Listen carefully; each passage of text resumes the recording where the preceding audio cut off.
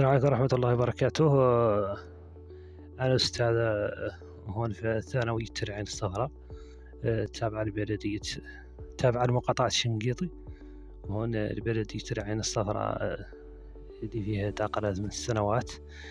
جيتها إعدادية 2015 ولحقتها إعدادية مع فيها التنتشات، لحقتها لها مؤسسة عادية في بعض الحجرات من التعليم الأساسي، وفوت فيها داقر السنة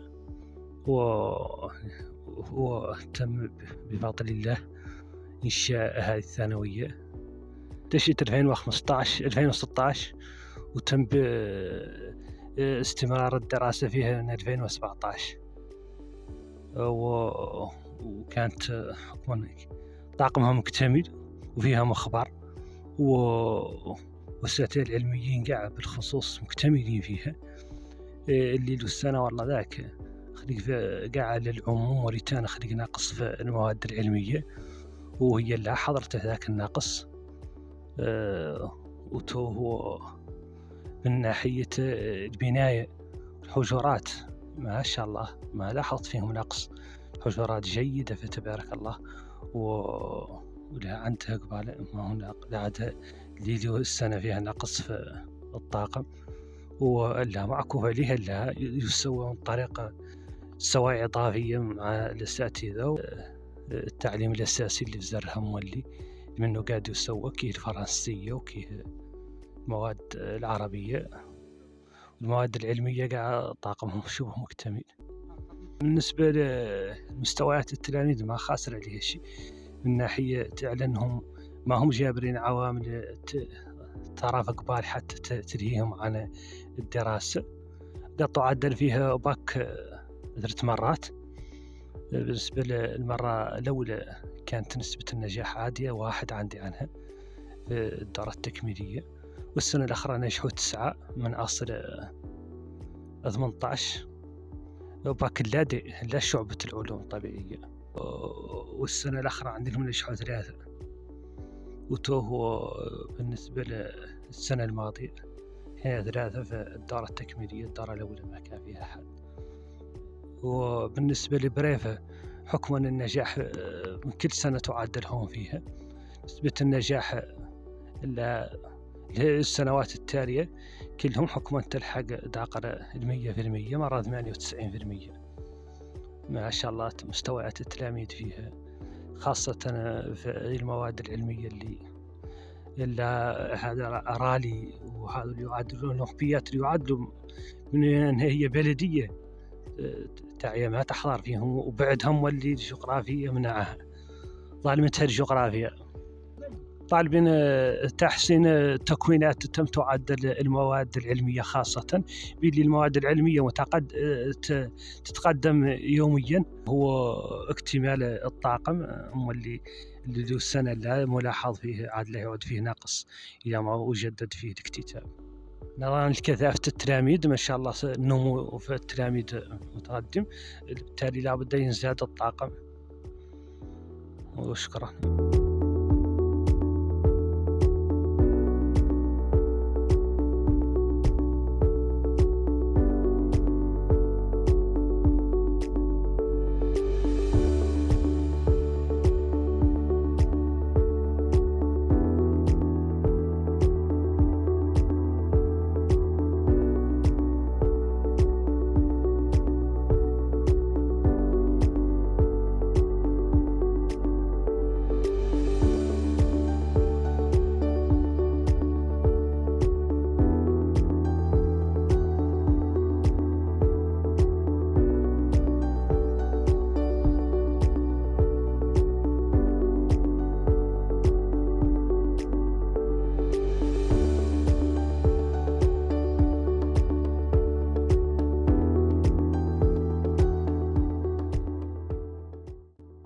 هذا الكبير هو الشاربة منه هذه الدشرة، وهو واحد معه وقبل من هنا تياها. صار معدلهم من إنجازات العمدة المعدلهم في العين الصفراء. الشاربة منه هذه المدينة شفتوا زي كيف كبرها، ومبذورة ما بخل شيء. شاربة من الدشرة ومسودات الدولة، ومعه واحد آخر ياك وقبله واحد ومبارك معه ذلك يعدل، وهذا لا من وجوداته هو اللي يعدل. جزاه الله خيرا لشراب ساكنة هاي المدينة اللي كانت مضيعة العطش، ويوم اللي يطلعوا فيهم هو ما هم صنداج. هون هذه الآبار اللي يطلعوا فيهم ما هم صنداج، ما هو صنداج مالح مثل الدشرة الشرقي ما قد ينضاج. وهذا اللي بيعرفوا الشرب انه يدشروا من وجودات ومعدلين لا من وجودات العمد. ما هم الشت هذول اللي شفتوا ذيك هذا لا مجهودات ومجهودات الدولة، جزاهم الله خيرا كاملين العدلين وتوفوا. وهذا هو الشرب انه هاي المدينة هذا هو البير الاول وعدل، والاخر ذوك هو قبله، والثالث هو المبارك مع هذاك يعدل. وهذا هو الشرب انه هاي الدشرة اللي يطلعوا فيها، الدشرة كبيرة تبارك الله، راكم قاعد شفتوها. لما يطلع يوميا مجرين عليه يطلع يوميا، تمثل منه ذيك شتدو. والدشرة معدلة أحياء، كل حي يطلع له نهار يشرب منه، كل حي من الدشرة عنده نهار يشرب فيه. الدشرة معدلة 3 أحياء إلى بل 4، وتوه كل حي عنده نهار قايس ذاك ما يظل يشرب منه ذاك الحي وموياه. وتوه هو تعمل مولي عنه 3 أيام أخرين ويجي، وذاك يوم وجاي وياك الدشرة تشرب. ذاك الدشرة الشرقي مازال ما فات قباله، ما زال في نقص عنه. مثل الدشرة الشرقي ولا قضية الشبكة. الطون 150 للطون للشهرية. وطار يوم اللي معدل قاع لا السنة مع وتابع حكما عنده هون مسير، عنده عمال قابضهم يشتغلوا هم اللي يفتحوا. وحالته هي وتوه اللي شفتوا لي كيف تهم.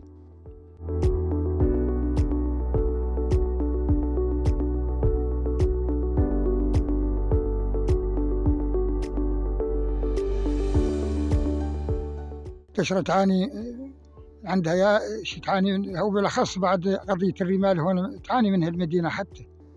هاي الرمال اللي طلعوا فيها جاية من لا إله إلا الله نوي مصور ما تنقطع من هون. ملقاو هاي الرمال متينة وفاصل في، يعدوا لها حزامات، تعدل لها الدولة حزامات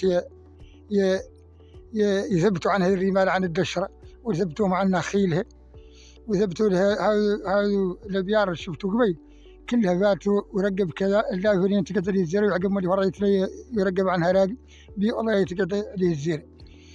وخالق نظريك أسر هون شردهم الرمال عن مساكنهم، مفصول في مكافحة تعدل لها. وطلباتها بعد مطرحة ياسرين مكافحة الرمال من طرف البلدية.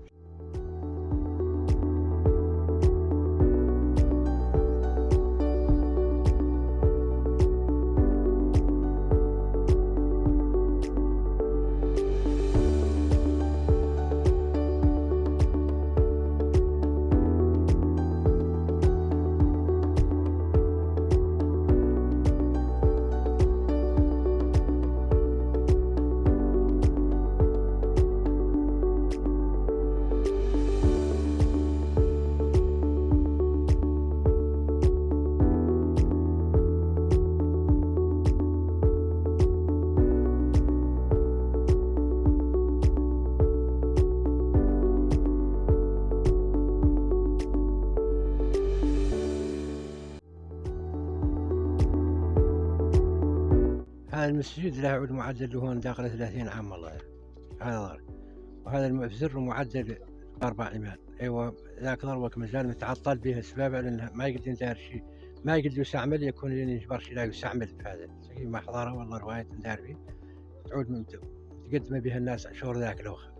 ومازال قالت ما حضره تندار في هذا والله تندار في ذاك يعودوا يشتغلوا كاملين.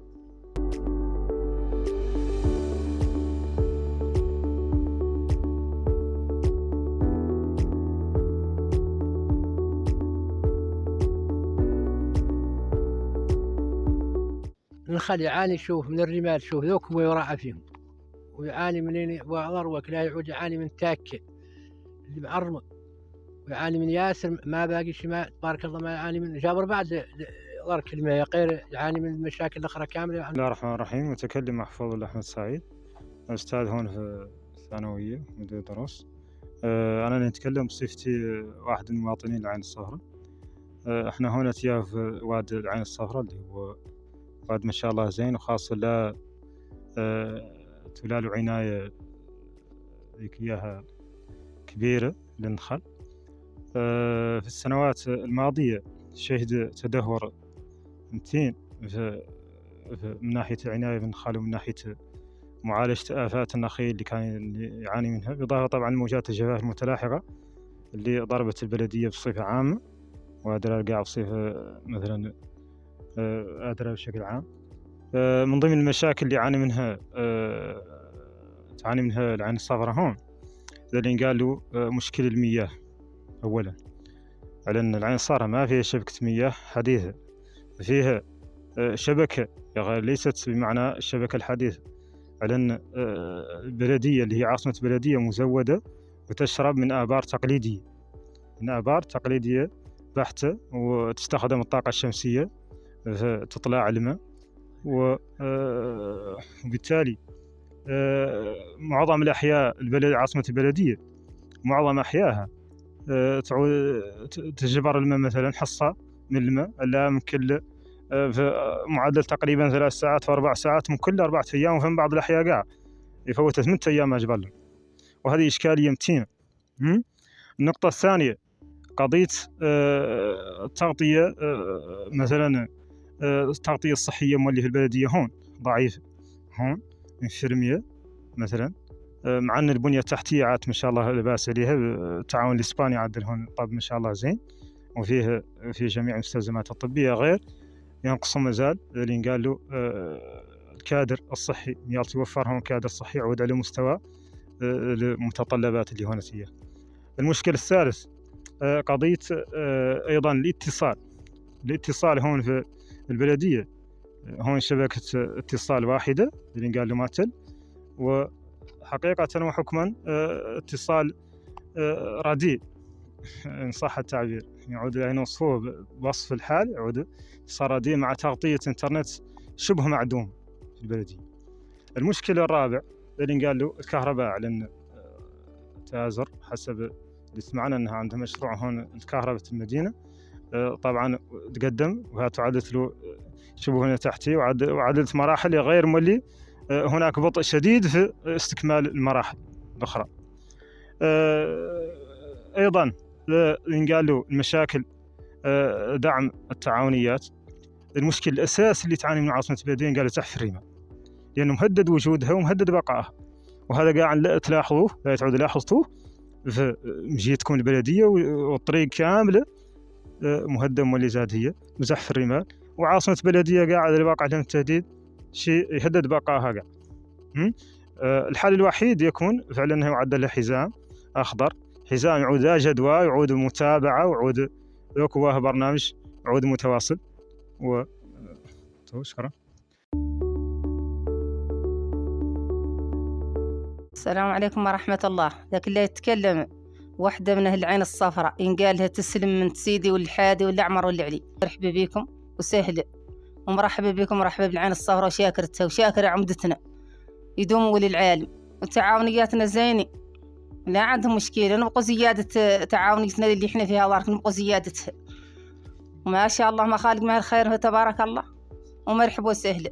هاي أتكلم من العين الصفراء، من التمديد يتكلم عن تعاونية الحفرة العين الصفراء، وشاكرين الدولة وشاكرين العمدة اللي جاب لنا هذه التعاونية فينا 3 عماء، في عايشة فيها 23 أسرة، ندور الزيادة والتوسيع.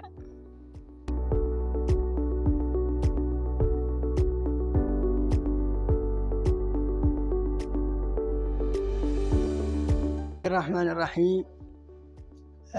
أنا هذا ينقال سيدي والمحمد المختار والمحمد فال، شاكركم على هذه الزيارة، وسولتوني عن قضية التعليم بالنسبة للكوليج هون عندها نقص كبير، فذلك قالوا الأساتذة، ومن ساعة مشى عنها مديرها الأول اللي كان عليها الحسن ما جاها مدير هون في السنة فاتت، لا ما زالت، وخاصين هم الأساتذة الأساسيين كيف مات كيف الفرنسية، خاصة غدا الأساتذة، وطالبين من الله العلي القدير من الدولة أنها توفر للتلاميذ الأساتذة القراية عاد لا للتلاميذ عاد لا يخلق بهم التسرب الياسر بسبب نقص الأساتذة، وعادوا يتسربوا شي منهم يخسر قرايته وشي منهم يقسم اللي يتحول عن البلاد، وهذا لا يجر مفسدة مان على هذا البلد له.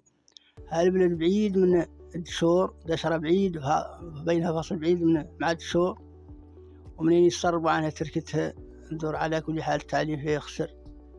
اللي يعود ما عنده حالة يحرك بعيد يخسر قرايته، واللي عنده حالة بعيد يمشي واللي يمشي قاعد هو من نفسه كدام القراية. وتوفى السلام.